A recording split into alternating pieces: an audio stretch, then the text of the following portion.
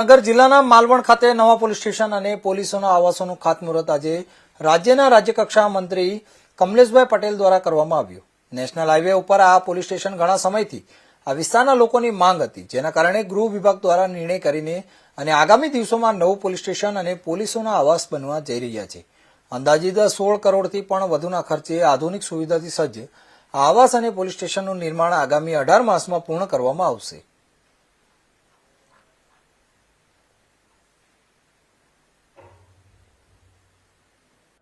રોજ સુરેન્દ્રનગર જિલ્લાના માલવણ ખાતે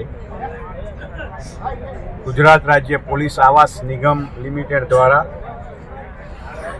મોડર્નાઇઝેશન ઓફ પોલીસ ફોર્સ અંતર્ગત કુલ 16 કરોડના ખર્ચે કોન્સ્ટેબલ કક્ષાના કર્મચારીઓ માટે, પીએસઆઈ કક્ષાના કર્મચારીઓ માટે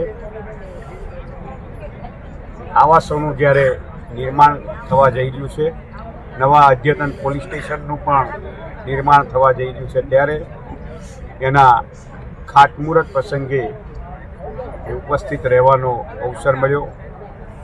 મારી સાથે આ વિસ્તારના લોકપ્રિય સાંસદ ચંદુભાઈ શિવાજી, અમારા આદરણીય વિસ્તારના ધારાસભ્ય પી.કે.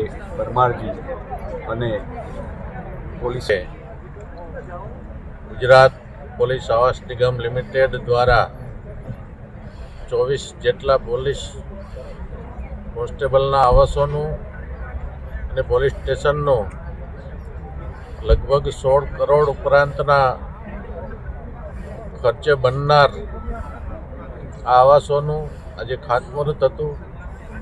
આ ખાતમુહૂર્તમાં આપણા આદરણીય રાજ્ય કક્ષાના મંત્રી શ્રી કમલેશભાઈ પટેલ સાહેબ, આ વિસ્તારના ધારાસભ્ય પી.કે. પરમાર સાહેબ, જિલ્લાના એસપી શ્રી ડેલુ સાહેબ, પોલીસના અધિકારીઓ, પોલીસ કર્મચારીઓ, આ વિસ્તારના તમામ આગેવાનો, તાલુકા પંચાયતના પ્રમુખશ્રી અને સંગઠનના તમામ આગેવાનોની હાજરીમાં આ ખાતમુહૂર્ત કરવામાં આવ્યું છે। ત્યારે મને કહેતા આનંદ થાય કે ગુજરાત સરકારનો એક નિર્ણય છે કે ગુજરાતની પ્રજાનું રક્ષણ કરતા આ પોલીસના જવાનોને